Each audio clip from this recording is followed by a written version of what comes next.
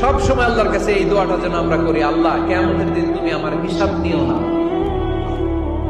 আল্লাহ তুমি আমার বিচার বসিও না, আল্লাহ তুমি দয়া করে আমারে মাফ করে দিও।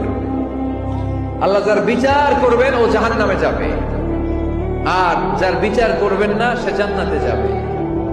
আল্লাহ যদি বিচার করে আর পাই টু পাই হিসাব নেয়, নামাজ পড়লি না কেন, রোজা রাখলি না কেন, মিথ্যা বললি কেন, খাদ্যে ভেজাল দিলি কেন, মাছে ফরমালিন দিলি কেন, যৌতুক খাইলি কেন, ঘুষ খাইলি কেন, উল্টাপাল্টা করলি কেন, জিনা করলি কেন, একটার পর একটা প্রশ্ন বানে যদি সেই ভয়ঙ্কর দিনে আল্লাহ আমাদেরকে জর্জরিত করে, আমাদের কোন উত্তর আছে?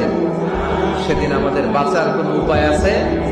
তাই আমরা সবাই আল্লাহর কাছে দোয়া করবো, আল্লাহ কোনো বিচার টিচার মানি না, কোনো বিচার করতে পারবো না, দয়া করবা।